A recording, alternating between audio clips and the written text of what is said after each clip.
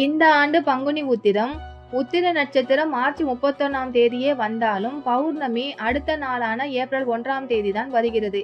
இதனால் பங்குனி உத்திரம் ஏப்ரல் 1ஆம் தேதி தான் கொண்டாடப்படுகிறது. மார்ச் 31ஆம் தேதி மாலை 3:20 மணிக்கு உத்திர நட்சத்திரம் துவங்குகிறது. அடுத்த நாளான ஏப்ரல் 1ஆம் தேதி மாலை 4:17 மணிக்கு உத்திர நட்சத்திரம் நிறைவு பெறுகிறது. பௌர்ணமி திதி ஏப்ரல் 1ஆம் தேதி காலை 7:38 மணிக்கு துவங்குகிறது. பௌர்ணமி ஏப்ரல் 2ஆம் தேதி காலை 7:57 மணிக்கு நிறைவடைகிறது. இதனால் பங்குனி உத்திரம் ஏப்ரல் 1ஆம் தேதி தான் நாம் கொண்டாட வேண்டும். பங்குனி உத்திரத்தன்று விரதம் இருந்து இறைவனை வழிபடுவது குடும்பத்தில் ஒற்றுமையையும் மகிழ்ச்சியையும் நிலைநாட்டும். விரதம் இருப்பவர்கள் அதிகாலையிலேயே நீராடி வீட்டை தூய்மை செய்து வாசலில் கோலமிட வேண்டும். முருகர் அல்லது சிவன் படத்திற்கு மலர்களால் அலங்காரம் செய்து நெய் தீபம் ஏற்ற வேண்டும். முழுமையாக உபவாசம் இருக்க முடியாதவர்கள் பால் பழம் மட்டும் உட்கொள்ளலாம். உடல்நிலை ஒத்துழைக்காதவர்கள் ஒருவேளை மட்டும் சைவ உணவு உண்டு விரதத்தை தொடரலாம்.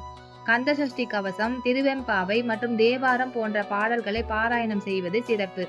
மாலையில் அருகில் உள்ள முருகர் அல்லது சிவன் கோவிலுக்கு சென்று தரிசனம் செய்து அங்கு நடைபெறும் திருக்கல்யாண வைபவத்தில் கலந்து கொள்வது விசேஷம்.